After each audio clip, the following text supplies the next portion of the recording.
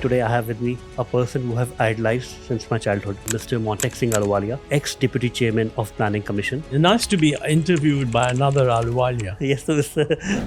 In 2004, when the UPA government came in and Dr. Manmohan Singh was made the Prime Minister, he said to me, "Why don't you come back and help me?" So I said, "What would you like me to do?" So he says, "Well, what about the Deputy Chairmanship for the Planning Commission?" And I said, "That sounds very attractive. So you let me know, and if you want, I'll come." One of the key things, that has been in discussion always is the changes that happened in 1991. But none of the governments since then has implemented changes with that rigor ever again. The Congress Party's first industrial resolution, it went very strongly towards the notion that the state must occupy commanding heights of the economy. That gave the dominant position to the state, and over time a system of licensing, etc. was introduced, which did a lot of damage. When I came back in 1979, it was very clear to me that India is falling behind, and what is worse, the people in power don't realize. I think Rajiv Gandhi was very clear that we need reforms. In fact, in his very first speech, more or less, in Parliament, he said, "How can we compete with other countries if we are running systems which are 20 years out of date?" But of course, he wasn't able to do it. He was overtaken by the Bofors scandal. Within 2 years, look, everybody else is liberalized. Even the East Europeans are liberalizing. China is liberalizing. What the hell are we doing? What did liberalization mean during that time? I thought the highest probability was that the import control regime, where every single application is looked at by the DGTD, was ridiculous. Where do you think practically India will be in the next 10 years? We're in a soft spot at the moment. It won't be very difficult for India to grow at about 6 or 6+%. But we need to aim over the next 10 years at something like 7.5%, which I don't think is currently the underlying trend growth rate. So we need to decide how are we going to handle this problem. What could we have done in the past to have made India a $10 trillion economy faster? There are 2 or 3 things that we could have done. Number one. Hi, this is Siddharth Ahluwalia. Welcome to the Neon Show. I'm your host, and today I have with me a person who I've idolized since my childhood. I have with me Mr. Montek Singh Ahluwalia, ex-Deputy Chairman of Planning Commission. So welcome to the podcast. So glad to have you today. Thank you for having me. Nice to be interviewed by another Ahluwalia. Yes, so Mr. Ahluwalia versus Ahluwalia on the show today. I hope it won't be versus, but you are free to do that. No, my intent is not to do that, but just saying, for Ahluwalia, in total handshakes with an Ahluwalia. Okay, good. So you got a Padma Vibhushan, India's second highest civilian honor for contribution to Indian economy. I'm so glad to be discussing, about Indian economy today with you, your contributions and what has happened since 1991 in the last 34 years to Indian economy.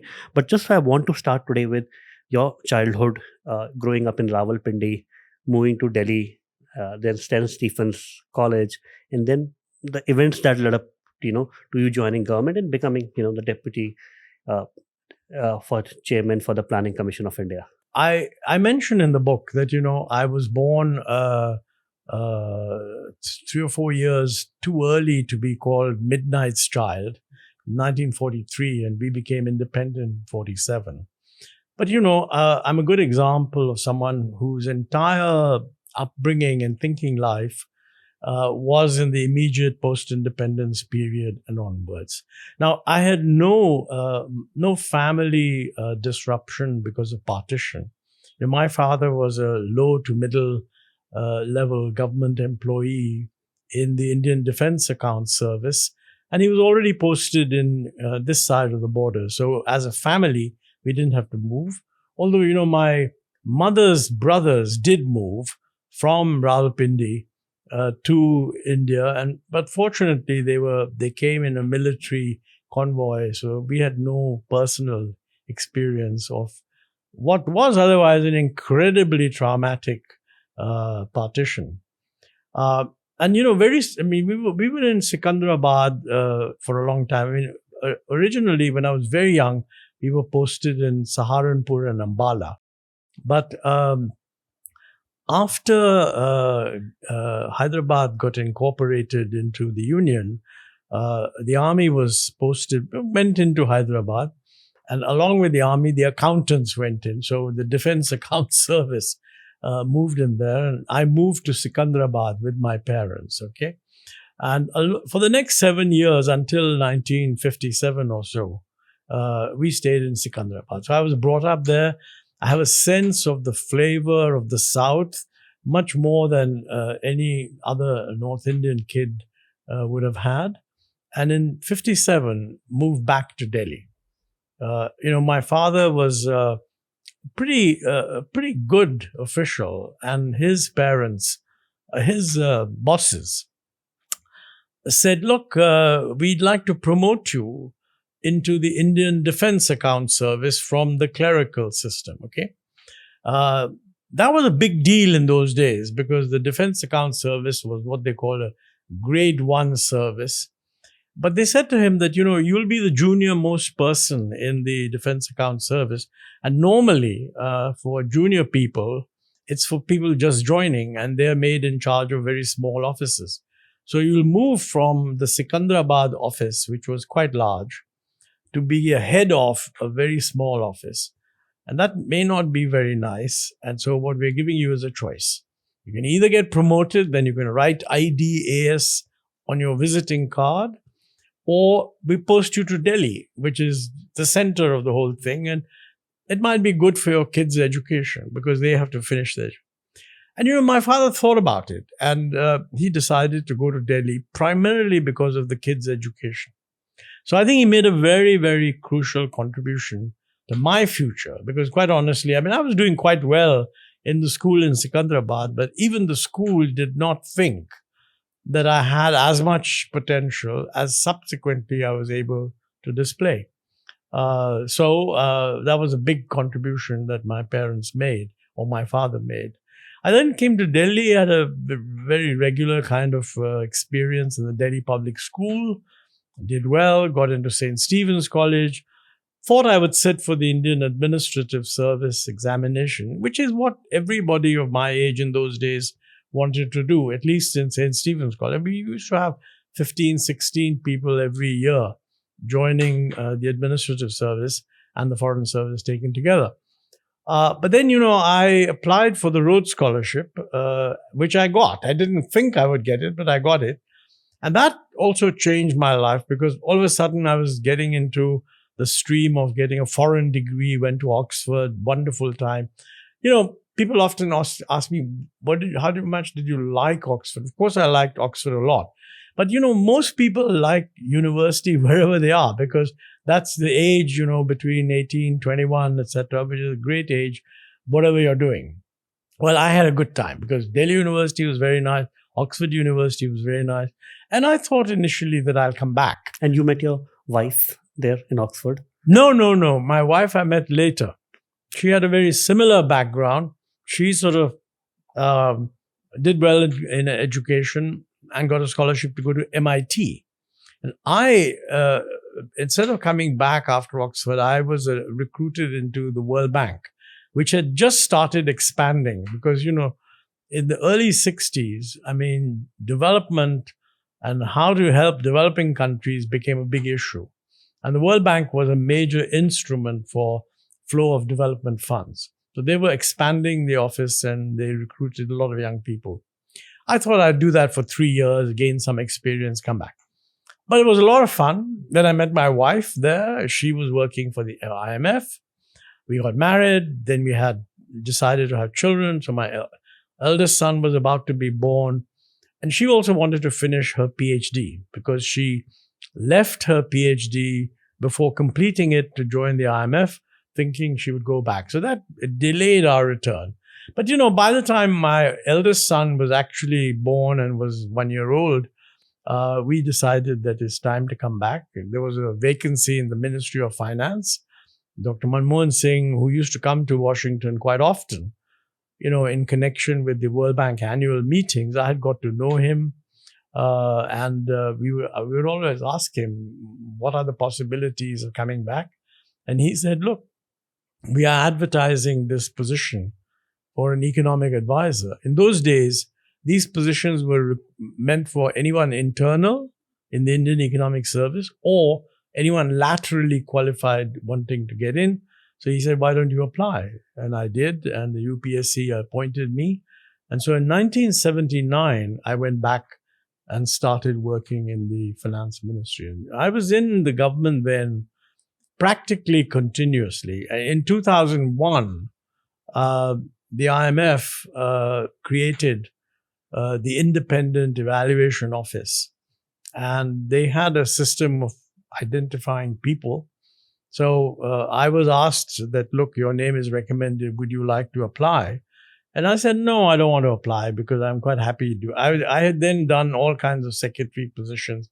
I was in, this is during the BJP government, I was in the Planning Commission then as member with Jaswant Singh as deputy chairman. And I said, look, I'm quite happy. I don't particularly want to apply. Then after a little while, they called me up and they said, look, the headhunting firm that we have hired is getting a lot of feedback that you should go for this guy. And you didn't want to apply, but we now have narrowed down the selection to 5 people whom we are going to actually interview. And you're being invited to be one of those by making it 6. And they were very senior people, including some finance ministers from small countries. So naturally, I was a bit flattered. But I said, look, I mean, I'm working in the government, so I have to ask the government. So I asked Brajesh Mishra, who was then the principal secretary to Prime Minister Vajpayee, that, listen, these guys have contacted me. What is your advice? And he said, look, I think it would be good if the first person to head this new office is an Indian, because it was not an office under the management of the IMF. It was an office created by the board to report on the management to the board. So our reports didn't go through the management. We interviewed the management and gave our assessment to the board. He said, look, I'll talk to the Prime Minister and we'll give you leave to go. So I said, okay, I had my interview. They chose me. So in 2001, I left to go to Washington, D.C. And then, actually my retirement age happened around at that time, 2003. So technically in the year 2003, while on leave, I ceased to be a government employee. In 2004, when the UPA government came in and Dr. Manmohan Singh was made the Prime Minister, he said to me, I called on him when I was visiting Delhi. I knew him very well. He said, look, why don't you come back and help me? So I said, what would you like me to do? So he says, well, what about the deputy chairmanship of the Planning Commission? And I said, that sounds very attractive. So you let me know, and if you want, I'll come. I had to go off to China for some other meeting, not a government to government, it was a private meeting. And while I was in China, I got a phone call from the PM's office saying the Prime Minister has consulted his senior colleagues and they want you to be deputy chairman. So I said, when do they want me to join? So they said, in a week. So I interrupted my visit to China, went back to the US, resigned from the IMF and came back. And I've been in India since then, since 2004. But for 10 years, I was deputy chairman of the Planning Commission under the UPA government. And of course, when that government changed, I, like everybody else, handed in my papers, and I've been a private citizen since then. It's been, I would say, such an interesting journey from a person who's seeing it from outside, right? You were one of the key person who opened up the economy in 1991, right? We are the M paper, which is known widely, right? And then you played an active role in Indian economy till 2014. So you have literally seen the Indian economy opening up in 1991. In the next 25 years, what has happened? What are the impacts? One of the key things, that has been in discussion always is, and which we have, shared through our podcast with C. Rangarajan sir or D. Subbarao, the ex-RBI governor, is the changes that happened in 1991, right? We still carry the benefits of them today, but none of the governments since then has implemented changes with that rigor ever again? Well, I think that's a very good point you make, because the two things about 1991. One is there was a crisis, and it was a crisis that happened under a previous government. So when Mr. Narasimha Rao came in, it wasn't that he had to say, listen, we've got it all wrong, we have a crisis now. He said, look, crisis has happened, the previous government wasn't able to handle it, I now have to do something different. But I don't think the reforms were due only to the crisis. I think during the 1980s, there was a gradual build-up of realization that our economic policy was not delivering. So, if you take the long sweep of India's economic record, I mean, in the immediate post-independence period, Pandit Nehru was prime minister. There was a period of political consensus. I mean, voters kind of kept voting the Congress back. So there's no political differences, really. And the Congress had a sort of left of center ideology, which again, globally was not out of line. I mean, after all, in Europe and all these guys, Labour Party, public sector, the Soviet Union had just done quite well after the Second World War and so on. So I think there was a feeling that, one, that the government has to do a lot, not much faith in the private sector, and not much realization about how the world was going to move. And frankly, up to about 1955, the country did reasonably well. We had a growth target of about 5%, and we actually achieved around 4.5. So if you were looking at that period, you would have to compare it with the pre-colonial period. Now, in the pre-colonial period, the GDP grew at about 1%, and population grew at a little less than 1%. So basically, per capita income for 50 years didn't change at all. In the first 6-7 years after independence, the growth rate was 4.5%, and population growth was a little over 2%, but per capita income was still rising. So there was a sense that, things are getting better. We didn't have long-term visions and so on, but, there was a process of planning, and things were not seen to be going terribly wrong. I think things began to go wrong around during the 60s and mainly, I think, in the 70s. I mean, the Congress Party's first industrial resolution in 1956 or something, it went very strongly towards the notion that the state must occupy the commanding heights of the economy. That gave the dominant position to the state. And over time, a system of licensing, etc., was introduced, which, when we look back on it, did a lot of damage. Okay.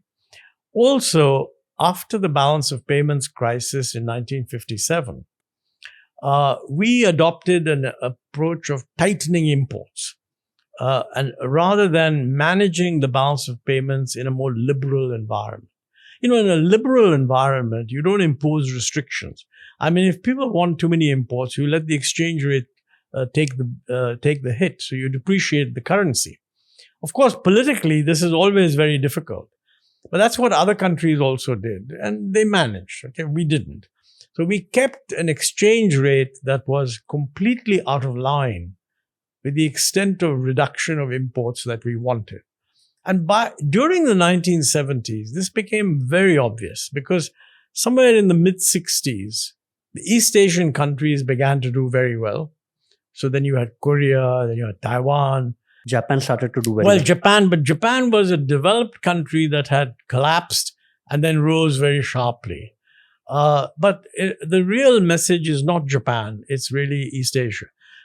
Japan, of course, had this notion of the flying geese model. That is, we are the successes. Japan took off first, Korea, then Taiwan, and then they also used to include Hong Kong, which was not in part of China, and Singapore.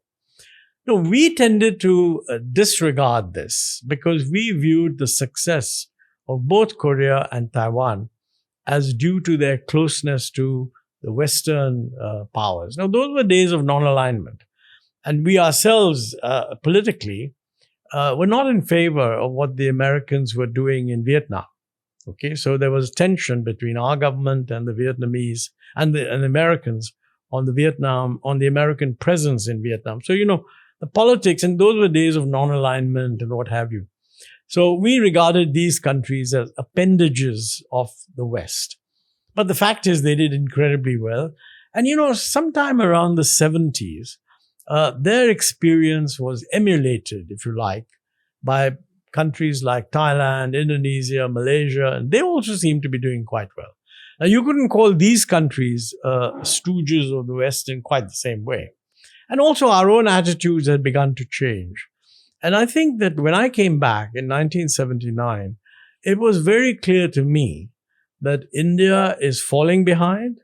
And what is worse, the Indian regime and people in power don't realize it. I mean, the official lot just carried on, more planning, more this, more the other. More committees. More committees. And nothing wrong with committees. When committees are just designed to repeat the official view, then they're very bad. But in 91, Dr. Manmohan Singh set up two very important committees outside the government setup. I mean, one was the Chelaya committee, where he brought in Raja Chelaya and said, look at our tax system. Now, that had former government officials and experts, including economists and accountants. Similarly, he set up the Narasimham committee. Now, Narasimham was a former governor of the Reserve Bank, not the current governor or deputy governor. So, that was committees which brought in expertise from outside. Committees which are set up within the government almost never recommend radical change because they're run by the same people who are running the system. So understandably, their mental image is, we can improve the system a little bit. Let's make a list of a little bit of improvement. They don't have the mindset of saying, look, this whole system is wrong. And, I realized that in the course of the 1980s, I was part of a few of these even internally run committees. The first external committee that I was part of was really run by Prakash Tandon in 1980. And it was meant to look at exports. But most of the staff were all internal government people. And exporters also didn't have an understanding of the total economy. I mean, for example, most exporters would say, we are not competitive. There is an export subsidy. It isn't enough. You should raise the subsidy. Since the subsidy was administered by the Ministry of Commerce, Ministry of Commerce was very happy to say, yes, we must have more subsidy. I made the point in that committee, which was completely ignored. I don't even think it was understood by almost anyone except by Vijay Kelkar, who was the secretary of the committee. And I said, look, the reason exports are not competitive is because you're running the wrong kind of import protection system. If you protect imports through whatever means, that's equivalent to taxing exports. Because if you wanted to generate the same reduction in imports, which your protection is doing, and you did it through an exchange rate change, exporters would have a boom. Instead, you want to keep the exchange rate what it is. So those people to whom you give the permission to import can import at an appreciated exchange rate. But exporters get a much lower return. So you're biasing the system. I mean, fortunately, they allowed me to write a chapter saying so, and then it was completely ignored. I mean, nobody took the slightest interest. So I think this is one of those problems in India that, every problem can be traced to a ministry because everything is assigned to different ministries.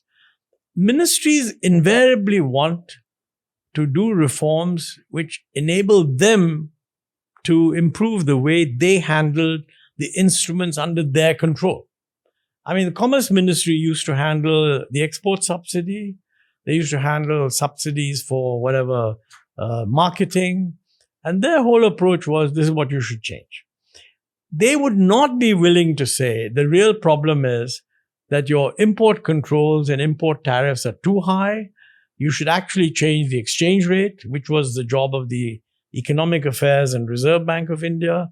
And also your transport logistics are terrible. which is the job of other ministries.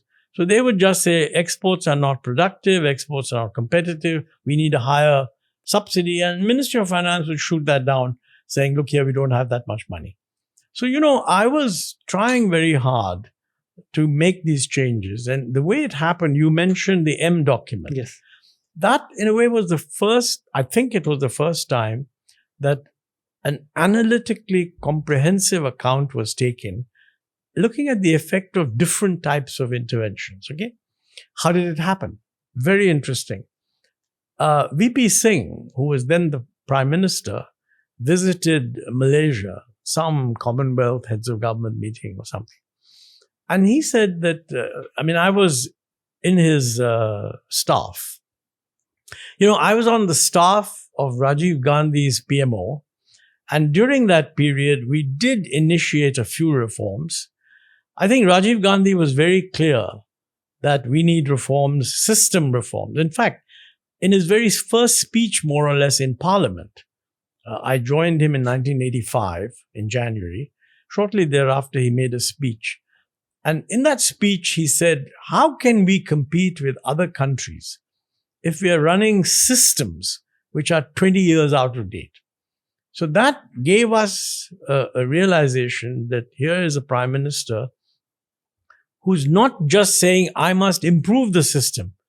He's actually saying these systems are out of date. And I had been briefing him, others also, that you need a system change.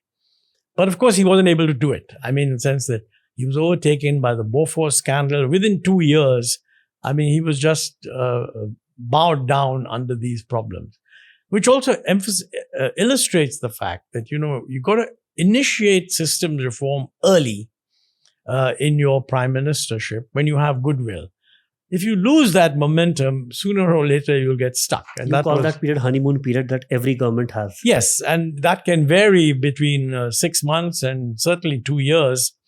But if you don't lay out an agenda and take the flak, okay, we're going to do this, then you're not going to do it. Okay, and we did manage to do a few things subsequently. Some of the introduction of, let's say, Senvat, which was a system of giving credit for earlier excise duties, was introduced in the second year of the Rajiv Gandhi government. But it was a little bit of change in liberalization of controls, but not really a wholesale change. So, B.G. Deshmukh, who was the principal secretary to the Prime Minister, I was secretary to the Prime Minister, he was principal secretary. When the election was taking place and Rajiv Gandhi was busy campaigning, he said to me, Montek, we have not been able to do. He was a remarkable person. He was probably the first cabinet secretary of India who came from Bombay, where he had a very close and non-antagonistic view of the business sector, because he knew businessmen from Bombay. And he was therefore, in that sense, unbiased between the public. He wasn't necessarily pro-private sector, but he knew that there are many things the private sector could do very well, which government couldn't. And he was therefore in favor, and he helped. He gave me support in pushing a couple of things, like, deregulation of aluminium done at one stroke in 1987. Would never have happened if Deshmukh hadn't backed. And it worked very well.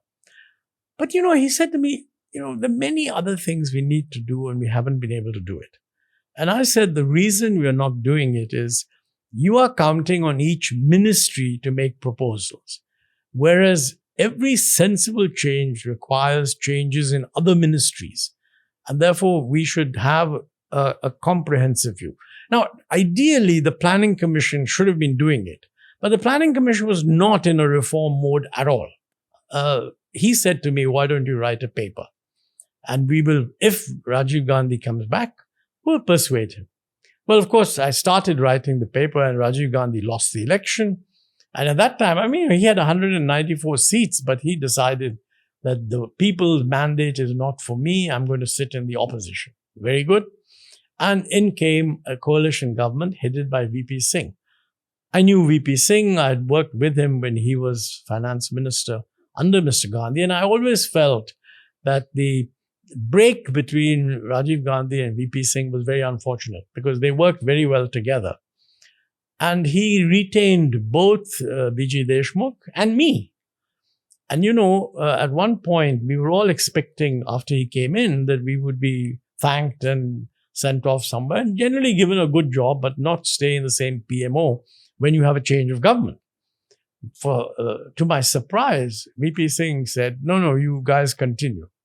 So I said this, and I mentioned this in backstage. I said this to B.G. Deshmukh, sitting outside the PM's office just after we learned. I said, isn't this unusual? He said, Montek, देखो, दिल्ली ऐसा शहर है जहाँ cup बदलते हैं लेकिन चमचे नहीं बदलते. And I thought it was a wonderful way of hearing from the senior most civil servant a fairly self-critical description of the permanent civil service, right?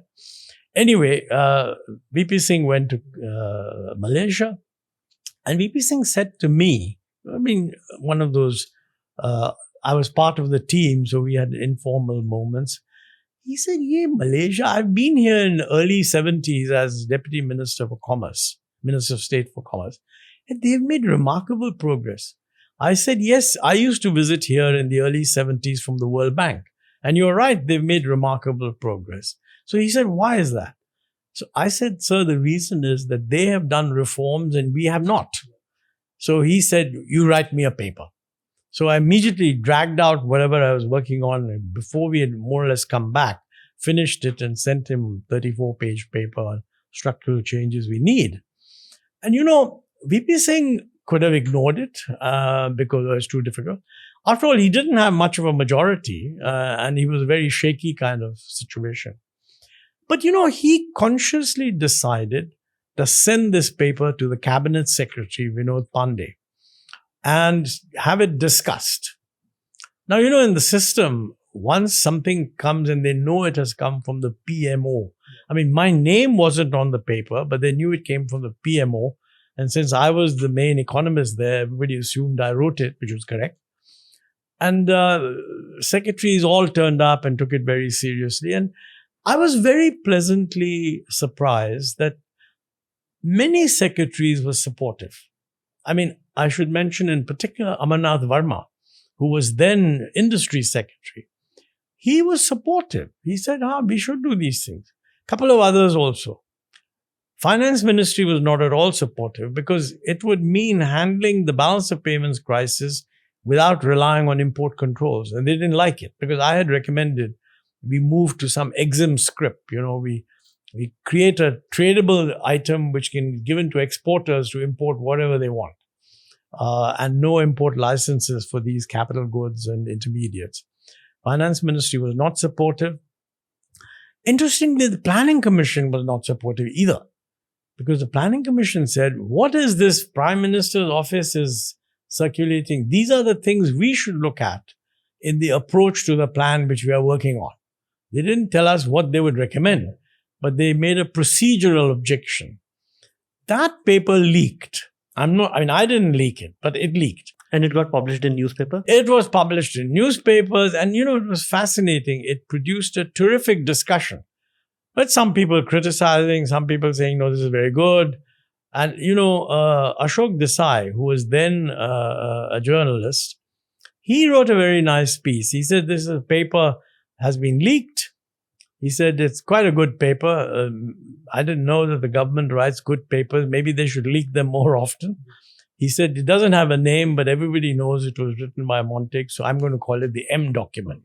And then he wrote a piece saying what he agreed, etc.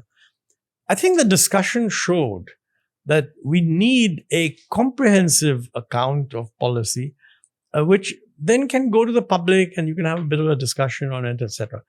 Now, VP Singh never actually said that he agreed with it. And of course, his government fell within a few months, so there was no question of acting on it. And I have a submission to make. In my previous interviews, economists of that time has said that it was very difficult to get anything through the government. So starting with your document, government started leaking those papers to get a public view. Well, no, I don't think that's entirely fair. let's be clear, the paper would have been killed if VP Singh had not circulated, not instructed that it be circulated. Now, when you circulate, what it means is the cabinet secretariat makes 60 copies. And of course, they put secret on the copies. But if it's interesting, unless it's a defense type top secret, I mean, defense matters go to only 4 ministries and they have a big red cross on it and they're hand carried. Secret, I mean, is a lower level of classification. And if it's interesting and newsy, somebody will leak it. It's interesting that the paper was leaked by tearing off the first page, because the first page carries the cabinet secretary's serial number. So you can trace to whom number 35 went, okay? And so what was published, it begins very abruptly because the introductory paragraph is not there. So I don't think it was consciously leaked by anyone in order to make changes. In any case, that government was so politically weak that it would not have been in a position to make those changes. So I think this was a case of what Julian Assange nowadays calls journalism, in the sense that somebody said, hey, this is interesting, let's talk about it. And they all talked about it. And VP Singh never minded that they're talking about it or any of those things. But the interesting thing is that because it was circulated, talked about, etc., those ideas, and by the way, I should say, it's not as if I invented these things. I mean, I was only summarizing what you would call an objective view of what the rest of the world thinks of our politics. In fact, the paper said, look, everybody else is liberalized. Even the East Europeans are liberalizing. China is liberalizing. What the hell are we doing? What did liberalization mean during that time? Yes. Now, here, I think there were a few broad things that I talked about. I thought the highest probability was that the import control regime, where every single application is looked at by the DGTD, was ridiculous. I mentioned this in Backstage. I keep going back to Backstage, and I hope you don't mind. Absolutely, sir. I want people to be aware of how stupid the system was. I used to be a member of a committee chaired in the Commerce Ministry by the Chief Controller of Imports and Exports. We should look at each import application. And half the time, the guys around it were deciding whether to allow the import of A or B, and they didn't know whether A was a solid, a liquid, or a gas, because these are all very technical things. But one very simple example I can give you. Actually, I'll give you two. One was a guy in some northern India who was producing electric irons. And he said that, look, our electric irons are far too heavy. Around the world, I mean, irons are used now by housewives and even young girls and hopefully young boys, and they need something light. And we are making irons out of heavy steel sheets. This is ridiculous. So I want to make an electric iron which is light, and I want to import this gauge of sheet, which is not made at home, and therefore allow me to import. And when this was discussed, people said that, look, if this was for 100% export, this would be justifiable. He's going to sell it only domestically. Domestically, SAIL says that they make these sheets, they're about 3 times thicker, but how does that matter? Okay. Well, and therefore it was rejected. What this guy said is, look, how can I get export orders if my current line of production is so out of date? Because if people come to me for an export order, they will say, what are the irons you're producing? And if I'm producing things that look ridiculous, they're not going to give me any orders. It's no good my telling them that if you give me an export order, I will get lighter material and I will make a lighter iron, which I'm not able to show you. You don't get no order at all. That was one example. Another example, which was very interesting, was Maruthi. In the 1980s, the emergence of Maruthi was a big achievement. Krishnamurthy, who led that thing, produced a car that most Indians thought and it was a completely contemporary car, but it was heavily based on imported material. And there was an understanding that he would indigenize progressively, the phased manufacturing program. Now, when the time came to do a phased manufacturing, he said, fine, I'll do a phased manufacturing program, but I can't produce domestically the engine block of the Maruti. And I'm going to indigenize X, Y, and Z, but engine block I'll have to import. Application went to the DGTD, to the Commerce Ministry, and the DGTD said, we have consulted the domestic producers, and HMT, Hindustan Machine Tools, they say we can produce this engine block because we are producing engine blocks for Bajaj scooters. So if you deny him the import, we'll produce it. Now, what these guys said was that, look, they have never produced an engine block for a car. Yeah. I want to roll it out maintaining quality. I don't think they can produce it, and they're not able to produce one for export anyway. If you force me to get something from them, there'll be endless delays. I can't guarantee quality, etc., etc.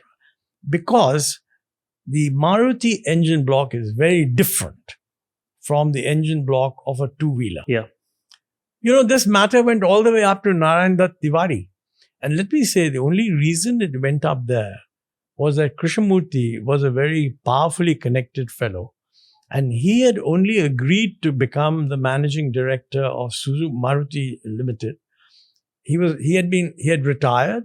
He'd been offered a job by the World Bank in Washington, D.C.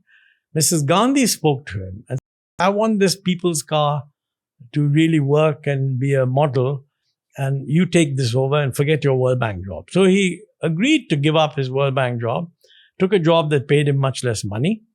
And he had said, ma'am, the real problem is, you may make me managing director, but there'll be so much government interference, I won't be able to deliver. So she said to him, look, you keep in touch with Rajiv Gandhi. And if there's ever a problem, just go to him and he'll fix it for you. In other words, he had superior access. Even then, in spite of everybody knowing this, it was very difficult to overrule DGTD, which said that no, you don't have to import, place an order in HMT, which was a public sector company. Had they said place an order on private sector company, it would have been easy. Public sector company. So Maruti, public sector, HMT, public sector, went all the way up to the minister. Bhargav, who had then taken over as MD, he told me, and I've repeated this, that there was a meeting in ND Tiwari's office where Bhargava brought an engine block of the Maruti 800 and was put on the conference table. And next to it, he put the engine block of the Bajaj scooter, and that was put on the table, and said, look, sir, I know they produce this very well. They have no proof of producing this. I don't want to take the risk. ND Tiwari looked at it and said, okay. Now, I don't know, by the way, whether ND Tiwari did this because he knew that Mrs. Gandhi was interested in not interrupting the work of Maruti. But it tells you the level of interference that this licensing system, it gives power to bureaucrats who don't have a stake in the system. I mean, if the bureaucrats' view had been taken, the bureaucrat would have said, but HMT said they would do it. So the fault lies with them, not with me. Yeah. And you can't run a business if you do that. So these are two examples. I could give you 100 more. Okay. I thought this was just terrible. We must allow free import of capital goods and intermediates and leave the decision in the hand of the producer. Now, the ideal way of doing this is to free the exchange rate. So what we did was said, no, what we'll do is instead of this system of export licensing where we used to calculate what are the imports that an exporter really needs and then give him an import license for those imports which only he can use, okay? We said, look, let's just give all exporters 30% effective import permission. That means even if you're exporting basmati rice, you would get a fungible, tradable import license for 30% of the value, which you could sell. And over time, you could increase this value. And that was a radical change, which really meant that the power of the Commerce Ministry to give licensing was abolished. And I mean, I was Commerce Secretary when we managed to get it done. So, I mean, it was a little bit easier. But I would give a lot of credit also to Chidambaram, who was the Commerce Minister, because, it was his ministry's power that was being got rid of. I may have thought it was a good idea economically, but ministers enjoy power because people come to them. And he was quite willing to do that. And it got done. And it's interesting, it got done again because decision-making was restricted to a small number of people.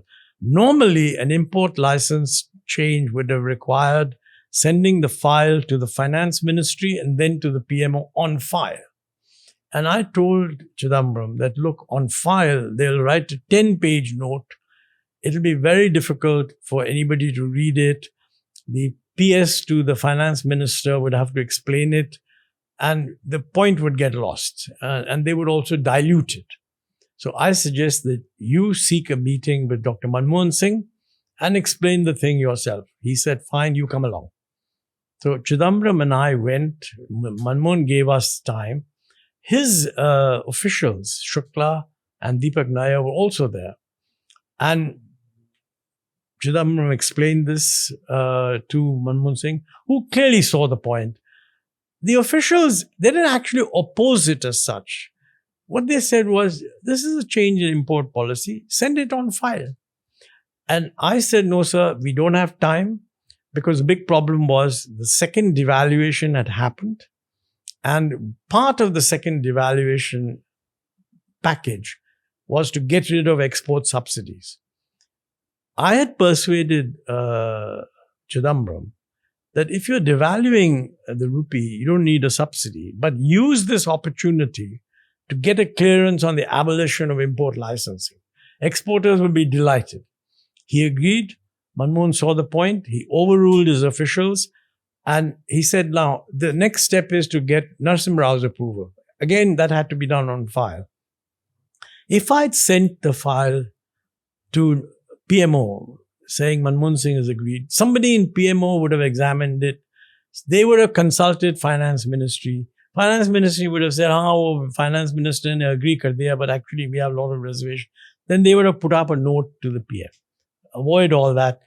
Let's go directly. So what we did was we said to the PMO, Finance Minister and Commerce Minister want to see you. And they took me along. And Chidambaram, as the minister concerned, explained to Narasimha Rao that, look, we're making a big change. You're announcing a devaluation. This is part of the structure. Explain why we're doing it. Narasimha Rao didn't ask, let it be examined in PMO. He just turned to Manmohan and said, Manmohan, have you seen all this? He said, yes, sir, it's completely right. I've signed the file. So Narasimha Rao said, give me the file, took it and signed, gave it to us back. And then called in Jairam Ramesh, who was in his office. And he said, put out a press note so this is properly understood. So, I was really struck that a system that had been built up over several decades effectively got abolished within 8 hours, starting with when Chidambaram first called on Manmohan Singh to when Narasimha Rao signed off on the file. And it indicates that, when you want to do things, don't send the file floating all over. But in order to do that, you have to have trust. You have to believe that you're getting the best advice.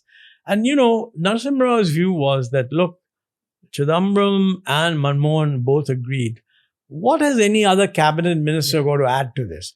They have consulted their staff, and I don't need to worry about this any further. And I thought it was a fantastic achievement. Okay. So one issue was the trade policy. Equally important in my view was the industrial policy, in which I was not directly involved myself. But, that had been in the M document. I had also said we must liberalize, etc. But I had not recommended as bold liberalization as they actually did. And the reason is that when I sent my M document paper, they had just announced a little bit of liberalization. So I didn't want to, as it were, knock the ministry at that time. I said, they've done something, you must do more over time and so on. The industrial policy resolution got rid of a lot of these. Didn't get rid of everything, by the way. I mean, for example, on FDI, it said automatic up to 51% for certain industries. Now, that's not what I would call a big liberalization, but by Indian standards, it was big. However, many of our chaps did not realize that just because you say 51% is automatic doesn't mean investment will come. Many people don't want 51%, particularly if they control technology. They maybe want 75%, 100 or at least 75. Because, if you have 24%, you can call for special resolutions and things like that. So those changes got made a little bit over time, but that was very important. I did say, by the way, that public sector reform is very important. And, I had been trying to persuade Mr. Gandhi, Rajiv Gandhi, that we need to reform the public sector. We are stuck in an old mode. And this whole kind of hangover from British socialism, giving importance to the public sector doesn't actually work. He was not persuaded, so we weren't able to do that. We had also suggested on the financial side that, we need a financial system which is capable of supporting a liberalized industrial environment. That automatically points to modernizing the capital market. And the first step was taken in 1987 when Rajiv Gandhi announced we're going to get rid of finance ministry controlling capital issues and shift that to an independent regulator, SEBI, which was first set up as a non-statutory body. I moved from Commerce Ministry to the Finance Ministry in October of 91, and I was able to persuade the Finance Minister that before the next budget, we should implement this change, which was done by ordinance. So SEBI was made a statutory body in 1992 before the budget. So he was able to announce the budget. So, we built up a kind of a momentum of reforms. But over time, we were able to do a lot up to about 1993. And in 1993, we ended the IMF program. At that time, it was thought that we may need a second program. Yeah. Okay. We were able to say, no, we don't need the second program. The thing is working fine. We've reduced the fiscal deficit. We've made these changes. And, one of the biggest fallacies is that these changes were made because of the IMF. This is totally false. It is true that the IMF would have said reduce the fiscal deficit, but everybody was saying reduce the fiscal deficit. The IMF would have insisted on a devaluation. We were also in favor of it anyway. But the IMF did not prescribe the extent of comprehensive change in either trade policy or industrial policy. Of course, in their earlier reports, the World Bank and the IMF kept on saying we should be more liberal. And a lot of this push towards liberalism came from the Indian academics themselves. In the mid-60s, Jagdish Bhagwati and Padma Desai wrote this classic piece saying that Indian industrialization is being mucked up by all these controls. But unfortunately, the atmosphere was such that they were not listened to. So regrettably, they all both emigrated and went off to Harvard or MIT. So it's not as if we were pushing ideas that didn't have, that were not rooted in our own economic discussions at home. They were very much rooted in those. And I think it just took too long. We should have done by 1980, we should have done all this. Had we done so, I think our performance would have been much better. But even so, I think the 1991 reforms kind of unleashed the potential, and economic growth since then has been much better. Of course, there are ups and downs depending on odd events here and there. But the interesting thing is that the reforms were initiated by a coalition government headed by Narasimha Rao with Manmohan Singh as Prime Minister. They were continued by a United Front government for 3 years, which included the Communist Party of India, not the Communist Party Marxist, the Communist Party of India. It included Chidambaram, but representing the Tamil Manila Congress, a breakaway faction. they were continued by the Vajpayee government, the BJP, NDA government with Prime Minister And which Atal you Bihari. feared which could have been an RSS government. Yes, Completely. there was a lot of, I think when the Vajpayee government came in, there was a perception that while they would be in favor of privatization of the public sector, they would not be in favor of liberalizing licensing.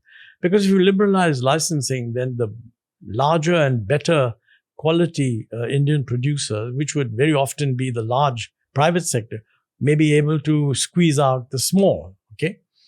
But the Vajpayee government did continue the liberalization, which was very good. Then you got the UPA, which was another coalition. They also continued in the same broad direction, bringing in a few other things, education and that kind, rural employment guarantee, those kinds of things. So I think we've had a continuity. Now, of course, when there was a change of government in 2014, the present government, Modi 1.0, came in. And, the initial outline also sort of talked about, minimum government, maximum governance, etc. So there's a sense that if you get away from the political confrontations, which, by the way, are essential in any democracy, it would be fair to say that that economic policy since 1991, or I would say in a hesitant way in the 80s, in a much firmer way in the 1991, have seen gradualist reform. I think too gradualist. In my view, and I've said this in backstage, there is a case for gradualism because you cannot subject a system to extreme shocks. But I feel what we did in 30 years, we should have been able to do in 15.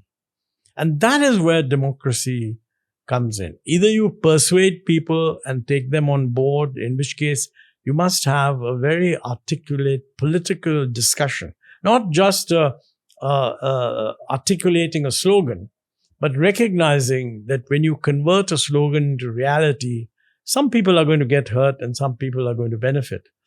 But net, the benefits will be worth making the change. I'm talking too much, so forgive me, but you wanted to get a background of the flavor. Absolutely. I think it's very interesting. One of the big things that we wanted to do in the 1990s, and you've already interviewed Rangarajan, who was very much involved in the whole business of computerizing the banks. There was phenomenal opposition from the banks. And he had to make a promise to the banks at one time that we're going to computerize the banks, but don't worry, we'll fix it so that the computer can only handle so many transactions per day, so that it won't be the case that you won't need tellers. Okay. We will keep telling people that nobody will be fired. But the unions were not convinced because the union said, banking is going to expand. So not being fired is not good enough. What it means is you won't increase employment at the rate that you have been doing. And this became a big problem. And in the early 90s, when Manmohan Singh was the finance minister, not prime minister, finance minister, we needed to get the banks on board and not go on a strike and so on. So he is a very consultative sort of person. And so he called all the top unions. When I say top unions, the BJP unions, the Congress unions, the Communist union, all the parties have the unions which have the same view. Call him to his office, long discussion. And of course, none of these fellows was in favor of computerizing the banks. Manmohan told them that, look, what you're doing is, since the private sector and the foreign banks are going to computerize and they're doing it, business will just go to them. So how is your policy consistent with helping public sector banks? It'll destroy them. And, they kind of knew that, but they wouldn't agree. They said, no computerization and so on. And at the end of the whole thing, Manmohan Singh they were all leaving.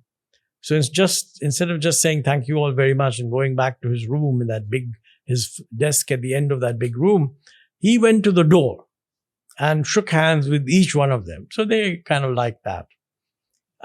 by the time it came to the last third or fourth person, he felt, they have been very negative with the prime minister, finance minister, but they should give him some slightly positive feedback. So this guy, I forget his name now, he shook his hand and he said, Finance Minister, thank you for calling us for the meeting. I must tell you, I completely disagree with you. But I will also admit that my son agrees with you. Okay. I think a realization on the part of many people that very often, even if the work that you are doing is going to be affected adversely, your son will have better opportunities and your family will have better. And that's really what you're interested in. If the Tonga walas in Delhi had launched a protest saying no taxis, think of what would have happened. Basically, economic growth would not have taken place. And I think these guys did not think that when more and more taxis and scooters come, their kids, instead of driving a Tonga, will be driving a taxi, which is a lot better. And I think that sense that you have to judge economic reforms by the effect that it'll have over time, by the totality of the effect, that's very important. Folks, whatever we discussed today, that's just a trailer of what Montek Singh Ahluwalia has captured in his book Backstage. I loved his book that I read. I would urge you to grab your physical copies from your nearest bookstore or Amazon or any other place. But, this is such an elaborate movie of what happened in 1991 that you will enjoy it as much as enjoy reading it and recording it with Sir today. So one thing which I want to, dive into this part of, the podcast is, why was the exchange rate so sacrosanct to the previous government that their policies were based on that? Well, that's actually a very good question in the sense that all around the world, there's some politicians like to think that the exchange rate is a signal of strength, and therefore the exchange rate should be strong. Okay, but if you look at it, traditional trade economics, okay, the exchange rate is just another price. Now, when you're looking at exports and imports, and you feel that there's too much being imported, and we should produce some of these imports domestically. And that means shifting resources to producing imports. But if resources are also limited, if you shift resources to producing imports, it means you will produce less of exports. So the changing the balance between imports and exports is not something that you can act on one and leave the other unaffected. This is the first point. Second point is that, a lot of people think that if we can only reduce imports, why don't we just impose an import duty or introduce a license? In other words, you can't import unless we give you a license to import. Now, anyone who's done trade theory knows that import licensing is just an implicit tax on imports, except that the government gains nothing. You just prevent the import from happening. But for every import license, there's an equivalent import tax, which would restrict the volume of imports. The only difference is that you may restrict the volume of imports, but you won't be ensuring that it's the people you want who will get the import. Whereas if you impose a license, basically what you've got is a low price for the import at which the equilibrium would involve a larger import volume. You don't want that import volume. So you give the license to those whom you want to favor. Okay, that's the difference. If you impose a license that reduces the import of item A from X to Y, you could achieve the same thing by having an equivalent import tax, which reduces the volume of imports from X to Y. But in the case of the import tax, you won't be deciding who actually gets the imports. In the case of a license, you will. That's why bureaucrats love licensing, because it gets everybody to come to their office and so on. I'm not saying they do this for corruption. People very often feel good that they're helping someone. So, sense of power. Yes, you can call it a sense of power, a sense of discretion, all of that.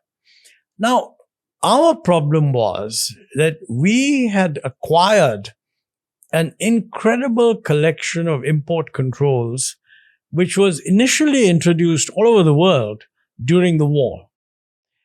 The rest of the world, within a few years after the war ended, gave up all this nonsense. We continued it. And why did we continue it? Well, a lot of the thinking in those days was that economic development must be undertaken on a war footing. So, if the name of the game in economic development is that it will be done by the private sector, and you must give the private sector the freedom to act, you wouldn't do it.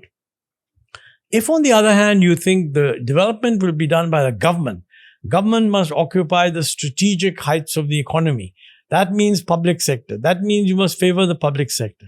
That means that if Tata Steel want to import something to expand their capacity, you don't agree with that, but you give it to SAIL because you want more public sector steel plant. Now, if you just did all this through import duties, that wouldn't necessarily happen. But I think what most people didn't realize is that whatever you do on imports, if you try to control just imports, it's equivalent to a tax on exports because resources are moving from both the non-traded sector to the import substitution sector, but also from the export sector because you're making imports more profitable. The same result can be achieved by an exchange rate change. Okay, but again, with an exchange rate change, if you depreciate the exchange rate, import substitution will become more profitable because imports will be more expensive. Resources will flow to whichever companies are able to do a better job. But on the other hand, if the exchange rate is kept low, exporters will get hurt.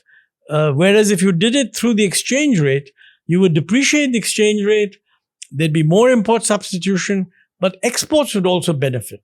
So the resources would go from what is called the non-traded sector to both import substitution and exports.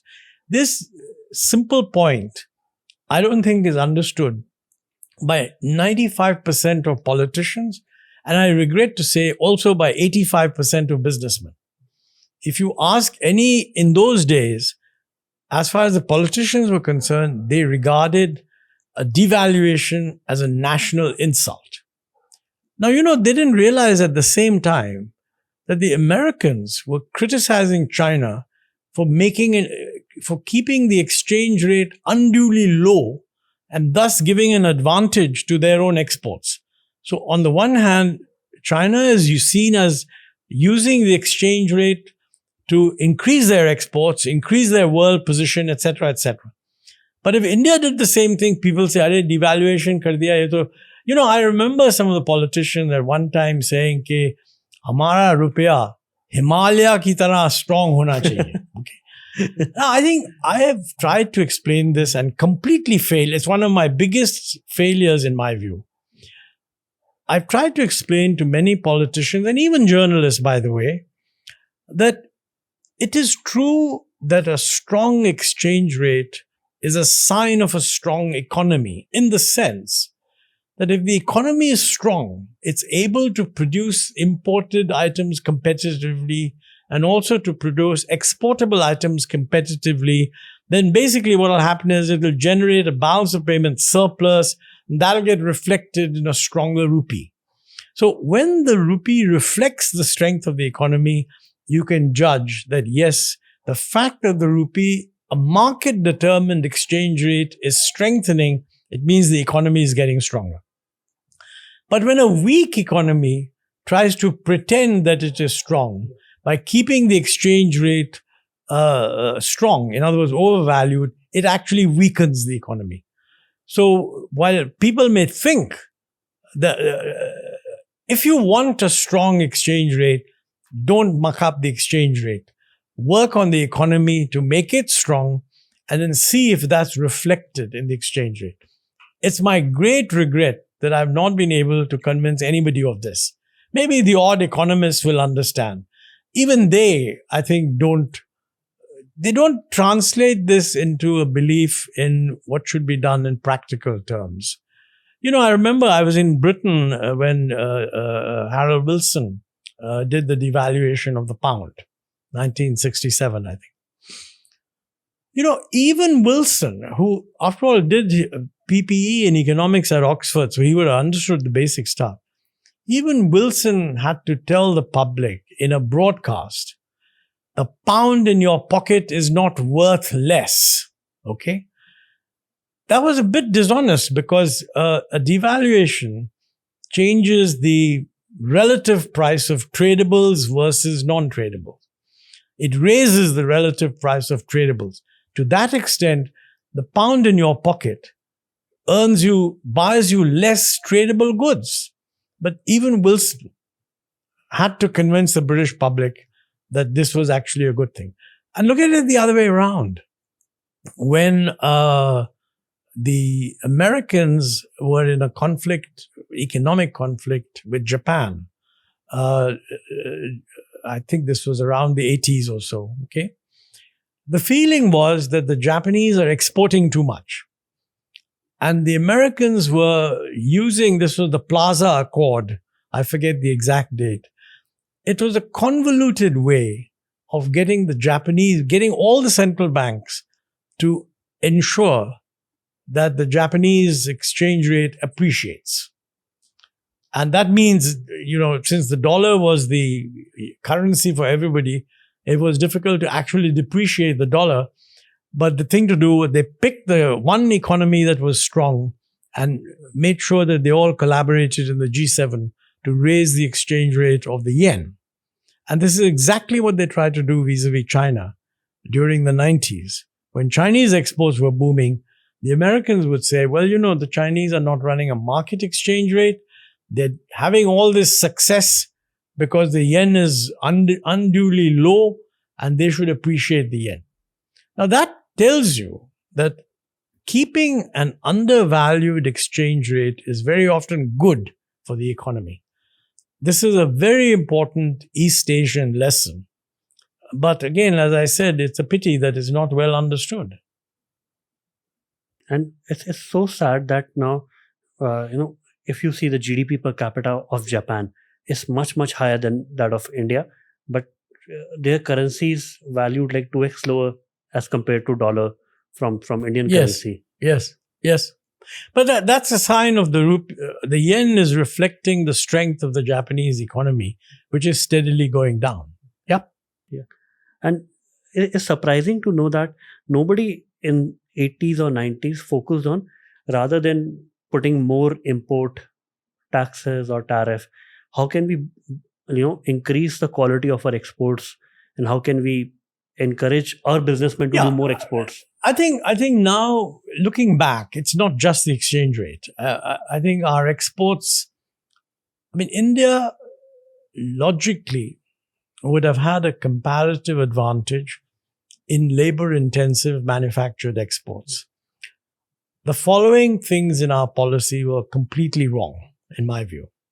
Number one, competitive advantage is not just a matter of the productivity at the factory level.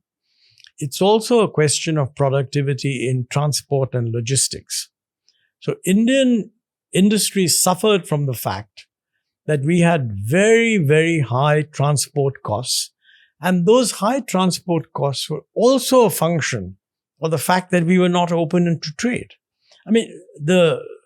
The tragedy in the Indian case is that if you go back to pre-BC, the years BC, before Christ, Roman era, Pliny was one of famous Romans, made many speeches in the Roman Senate saying that our country is being ruined because goods are coming from India, by which he meant cotton and silk, and of course pepper and all these things. And they're coming from India, and we have to pay back in gold.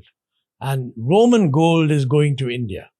And this is, by the way, true. Even today, if you go to a place like Kudungallur in Kerala, which is the old Cranganore, which is the old Muziris, which was the original port where all the kind of ships that went out to Arabia and Europe, etc., used to dock, they're still finding Roman gold coins in excavations. Same thing is true on the other side, the ports on the East Coast, which were part of the trade. So we were a trading country. And we were not just a trading country. We were a trading country that had an export surplus. Stuff came in. We also believe that we were in those days a relatively strong economy. That's true. But the reason why these things were happening, in those days, of course, it was all the gold standard. So there's no question of your currency going up or down. People were trading based on gold. And we were getting a lot of gold coming in. But Indian trade was free and open, at least in the South. And, it looked outward, and we happily exported what we could. Okay.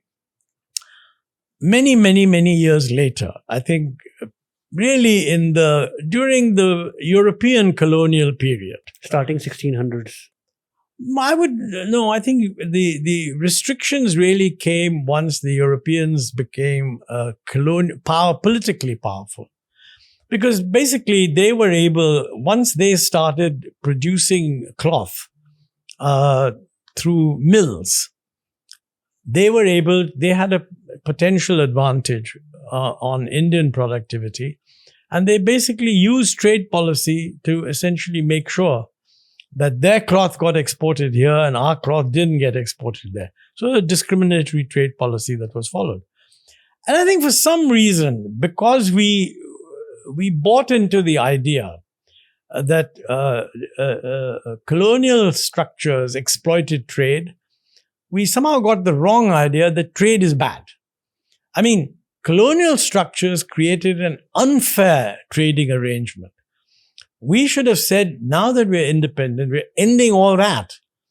But we wrongly concluded that if people are trading with you on a level playing field, that's not bad. But we didn't come to that conclusion. And it was because of biases against the East India Trading Company that for 50 years. Yeah, I think, but there's also a political angle.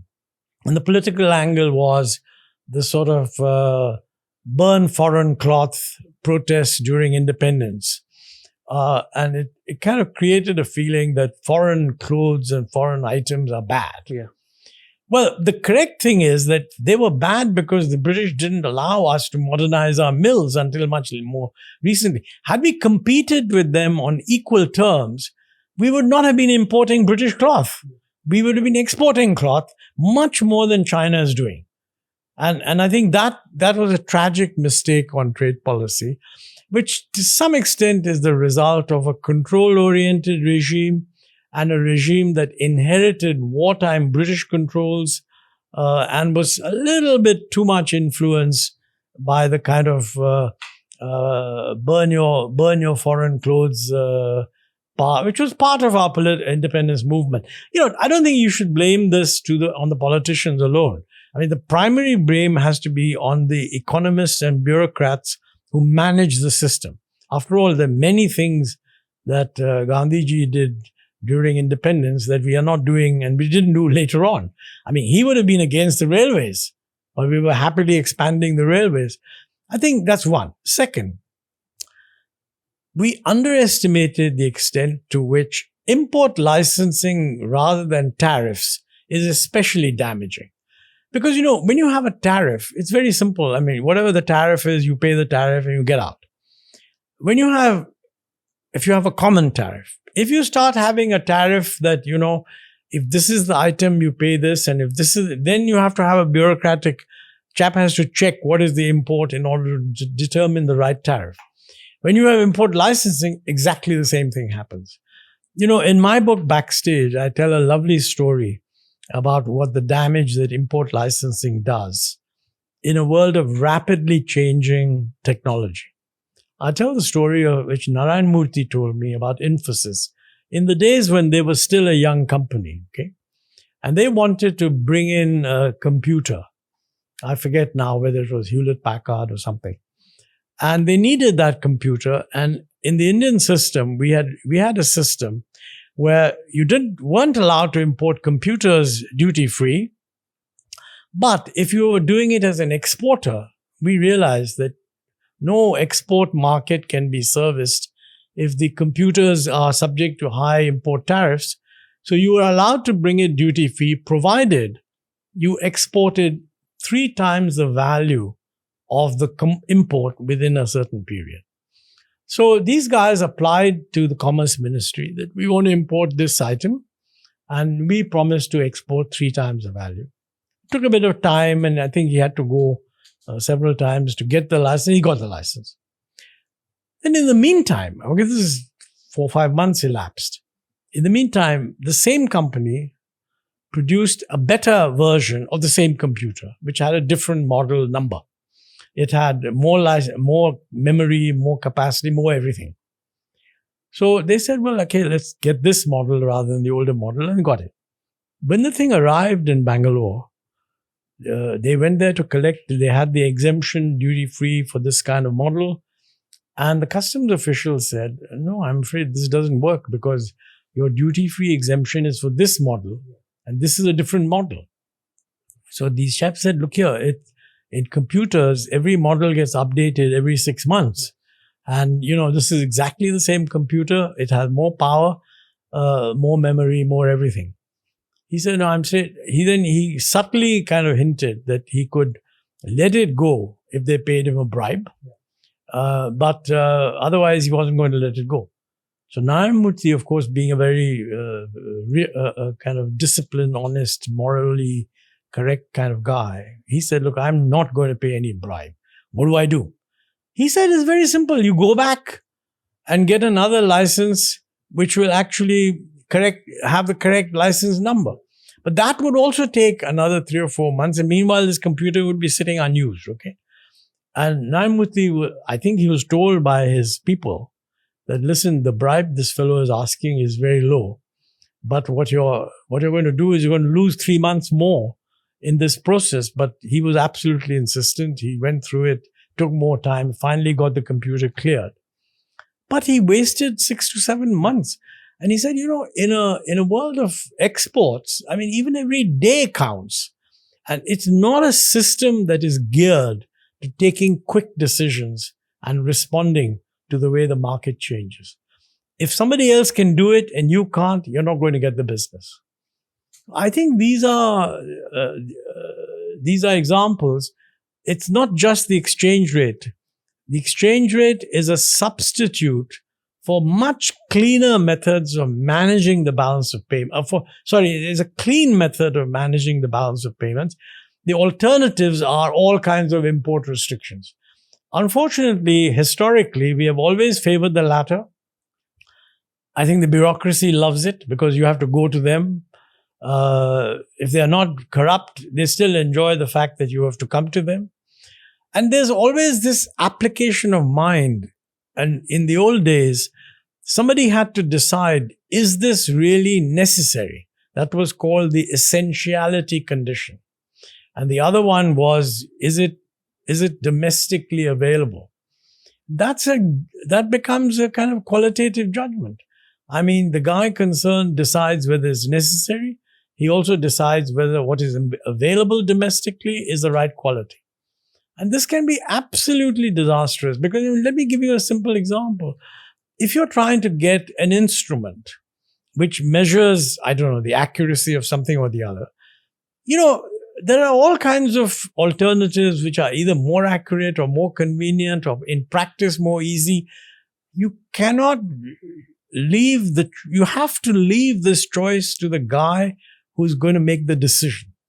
And in 3 different companies, in requiring the same instrument, one instrument may be judged more suited by one person, another may be judged more suited by another person, and a third may be judged more suited by the third person. The difference is they become responsible for delivering because they chose. If, on the other hand, you make this a government choice, he has a perfect excuse. He says, "Saab, main kya karu? Maine to ye kaha tha, unhone ye allow kar diya, aur aapne ye import kar diya, aur ye to kaam hi nahi karta." And it's a awful arrangement. Well, one thing that I want to ask you, which I always wanted to ask, what are the things that we could have done in the past? Like 91 was one incident, right?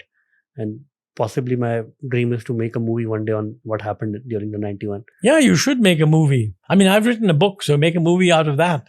Yeah, but the thing is, what could we have done in the past, and which we can do also in the future, to have made India $10 trillion economy faster, right? We are sitting at 3.7 trillion. I mean, first, this is all hypothetical, but I think there are 2 or 3 things that we could have done.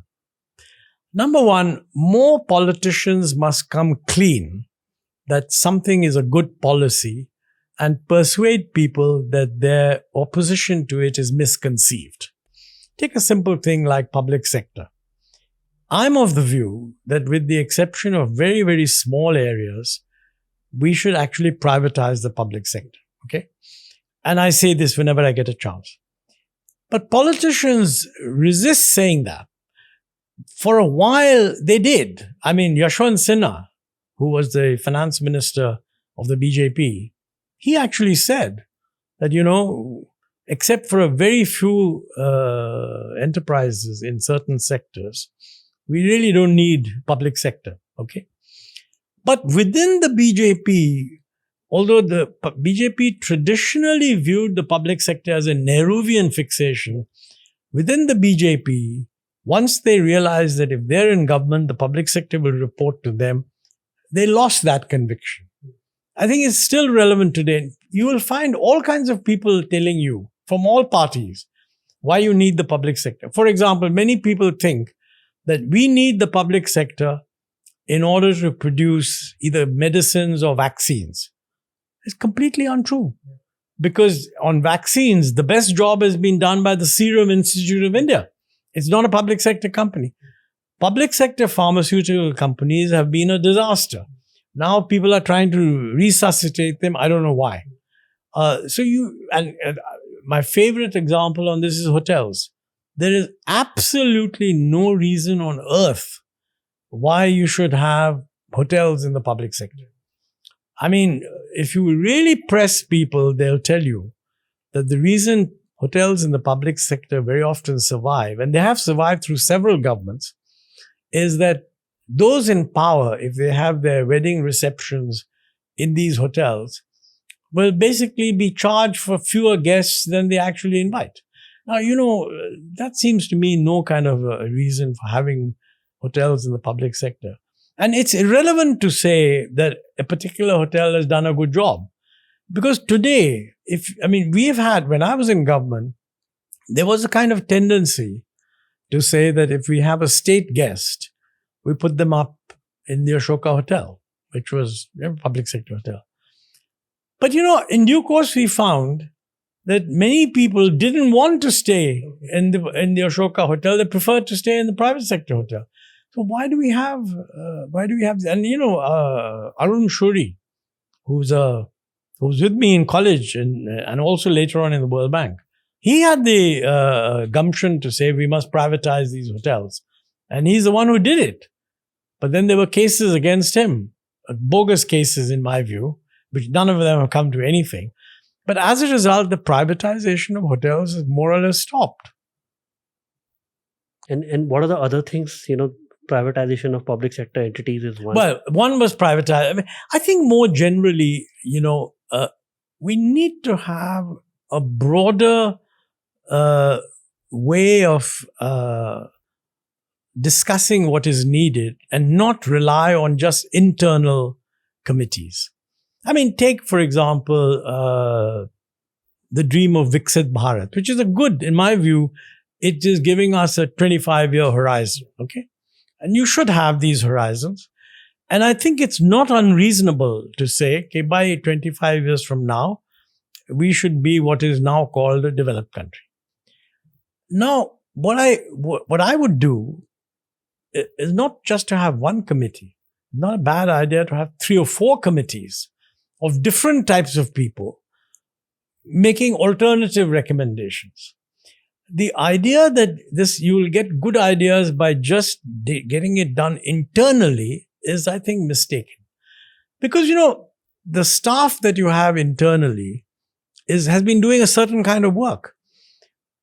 No government official is trained to anticipate what will be needed 25 years from now. I don't think it's good enough to do it internally and also get consultant firms to advise. Because those firms, their advice when it comes hired by a particular ministry will be filtered by the prejudices of the ministry. Because they get paid by that. Yeah, I don't blame them. Look, consultants are trained to tell the management what it wants to hear. Yeah. Very rarely does a consultant make a recommendation to a top management, which actually would make the top management realize that, what its prejudices were wrong. So they're trained, they'll put the best face on it. Sometimes you get a consultant who actually is just brought in from the outside and does it spontaneously. I remember when Vajpayee ji was Prime Minister, McKinsey produced some plan they said by India must grow at 14% per year or something. This 7-8 which you're talking about is neither here nor there. So my friend N.K. Singh was then Special Secretary to the Prime Minister, and I was Member Planning Commission. So there was a presentation made by McKinsey, and the usual McKinsey kind of stuff. Okay, if you do this, then you'll get 14%. And the Prime Minister didn't say very much, but I was sitting kind of a little bit behind him on one side, so I could hear what he said. So Vajpayee ji looked at it and he said, he said the right thing. He said, but ye sab kaise hoga? Now, I think what you need is, first of all, commission maybe 2 or 3 different groups. Some which focus on the R&D side, some which focus on infrastructure, some which focus on manufacturing, modern manufacturing, traditional manufacturing, with experts who worked in these areas and people in the industry who are working on those areas. Most of all in finance, for example. I mean, look, our financial market has evolved, which is good. But, it is by no means today regarded as if you like, a model financial market for a middle-income country. We're only just putting in all the instruments that are needed. I think on the whole financial markets, in order to write a good report for 2047, you need to know what the world financial system is going to be like in 2047. I am not aware of anybody in the country who's an expert on that.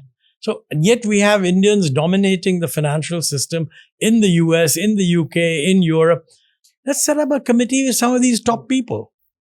So I personally think that we need, rather than set a target and believe that the moment you set a target, you know how to get it, it's much better to set a target and trigger off a lot of independent thinking. And then get your ministries to criticize that. See, remember, people are very impressed by Kennedy. When he set the target, we must have after Sputnik went up, the Americans suddenly felt that they are being left behind. And Kennedy said, we must have a man on the moon in 10 years. And to their credit, they did it. But, they did it. It was an area where there was no wide experience. And he just told NASA that, look, you got to do it. But I think that if he had said, we want to have the best financial system in the world, and then told the Federal Reserve, it would have been a disaster. So, in certain areas, you are in charge of the most forward-looking, most competent organization. So you have to trust them. But look at the way the atom bomb was produced. It was not produced by one guy. They collected a team, and they were not all government people from different universities, put them together. I think we need to do much more of that as we move into the modern age. And by the way, with artificial intelligence, this whole issue of how do you regulate artificial intelligence? How do you regulate a digital economy? I think we need much more lateral input, and certainly the government must take the final view. And government chaps should be advising the Prime Minister or the other ministers that this is what the experts say, and this is what we think, and now you decide. But the view that we know and we will do it internally, I think we need to do less of that. There are a lot of good people in the government, let me be clear. After all, a lot of this, but while we say a lot of this was done internally, we drew from a huge amount of research from outside. I said many occasions that what I said in Backstage, what I said in the M document, draws upon research on trade policy in which other Indians have contributed hugely. Jagdish Bhagwati, Padma Desai, T.N. Srinivasan, and of course, distinguished outsiders, like IMD Little, Morris Scott, Anne Kruger, who worked in India also. So we were constantly watching what's going on in the world on these areas and trying to do the best we can to put it across. So my last part that I want to touch upon is, where do you think practically India will be in the next 10 years? Let me put it this way. I think we are in a soft spot at the moment, because I think over the 30-year period, the country has got used to the idea that things must change, there must be reforms, there must be progress, etc. I personally think that it won't be very difficult for India to grow at about 6 or 6+%. But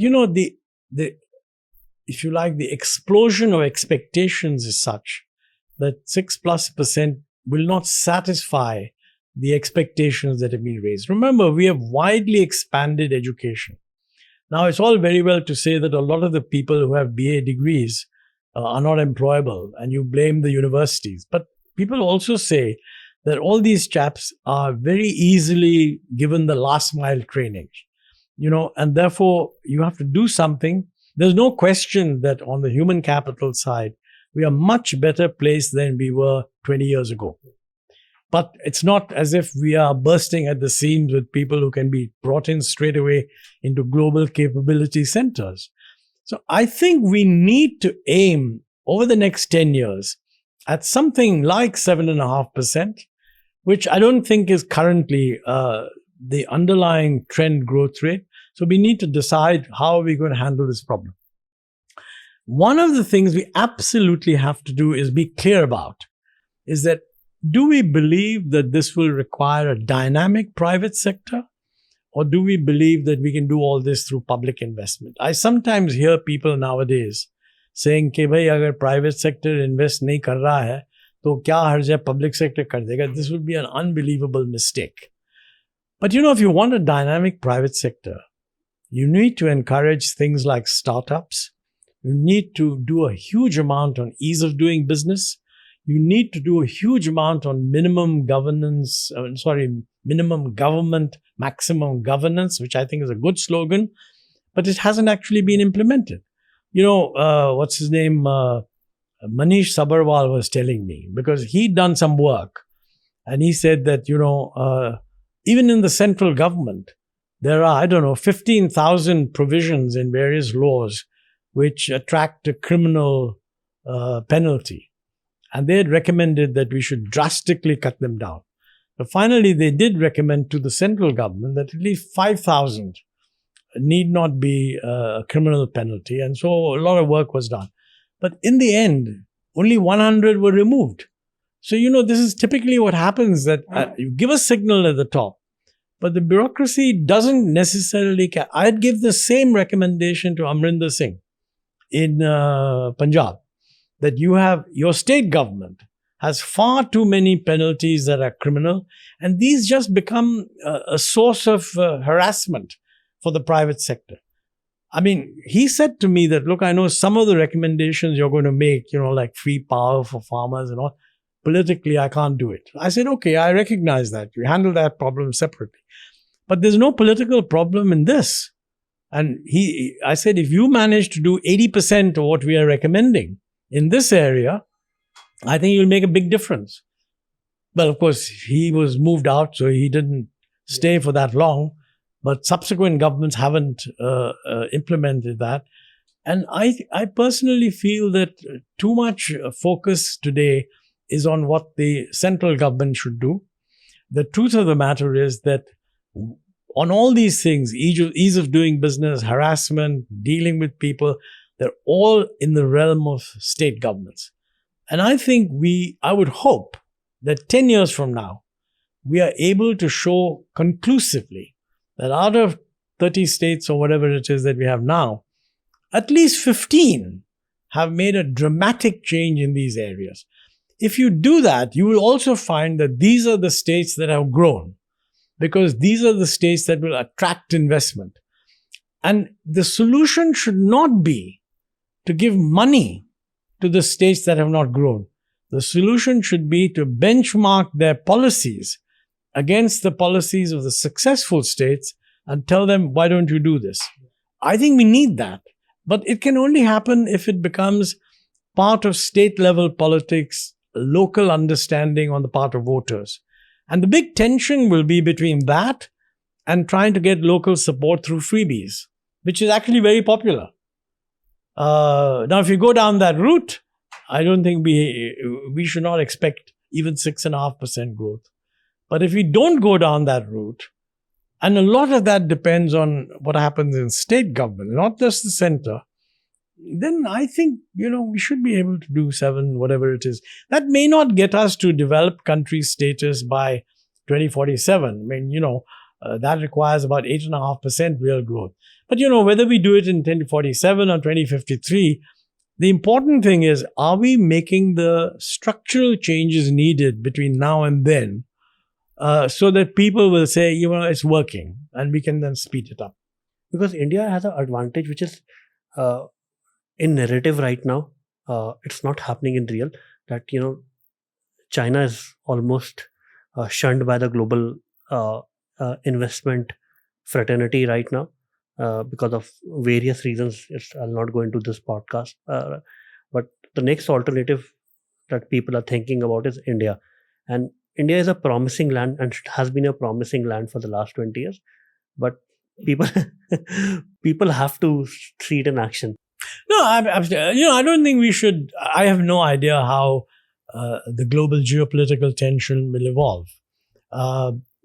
It's not difficult to imagine that if there are certain changes in Chinese policy, they may lead to certain changes in Western policy that will create a little bit of a closure on this point.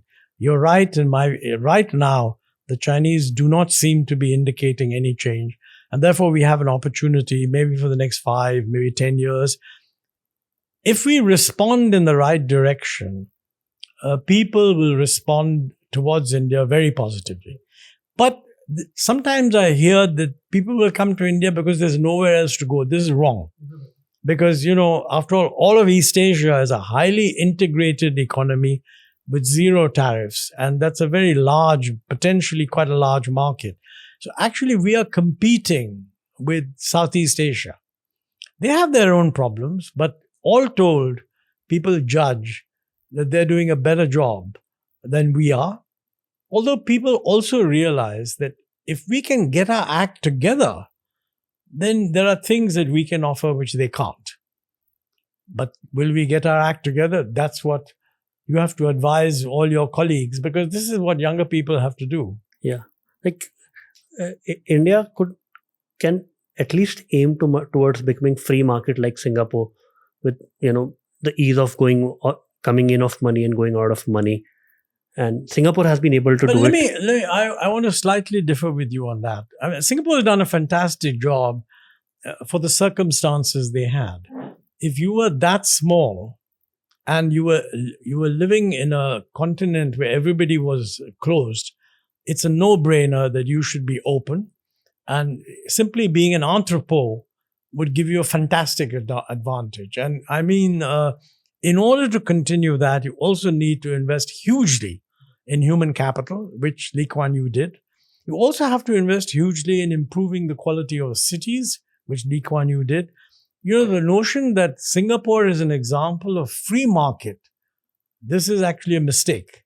The Singaporean government is far more intrusive than other governments. They can do it because it's a city state, and they know more about what every individual is doing or saying than any other government can. They're not an example of a free market. They are an example of a free financial system. That's absolutely true. I'm not sure that we need to emulate them. In that respect, I think the approach of having a gift city, maybe we can have a couple more because it shouldn't just be concentrated in one area. Having a couple more gift cities so that that part of the economy that needs to interact more freely is able to do so.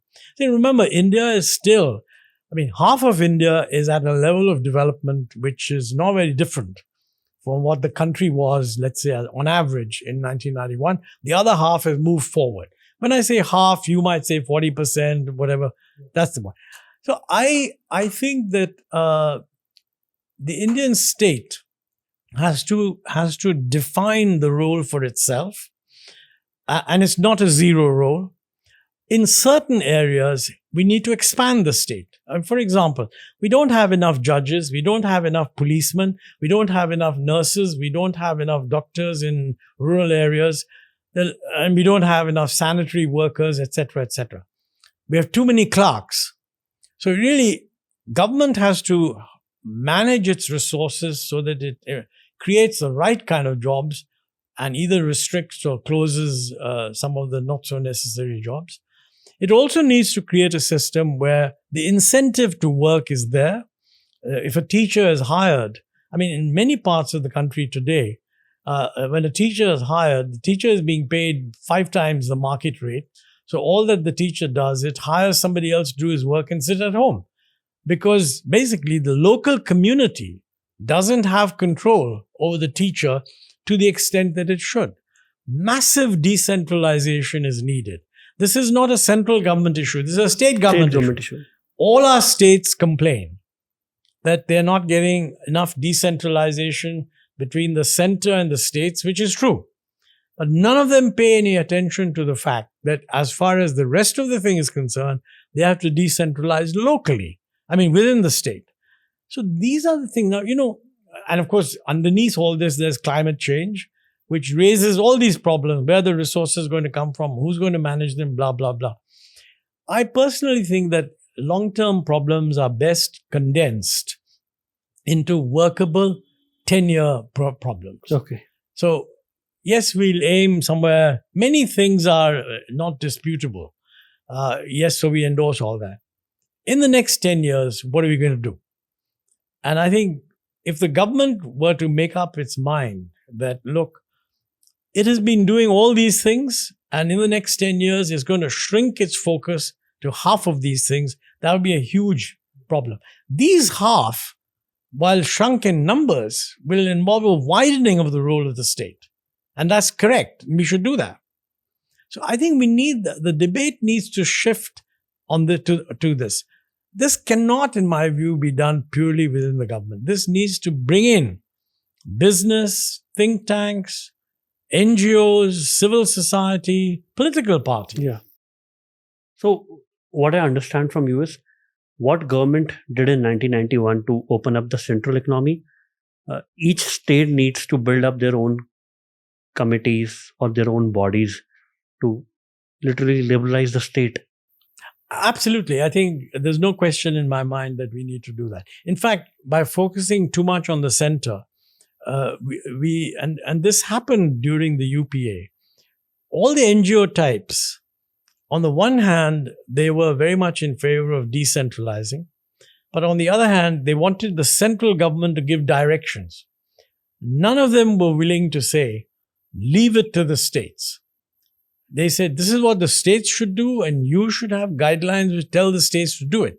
And the states would say, look, this is not right. We are responsible. We are going back to our own population to get voted. So you let us decide all this, and you have a much more limited role.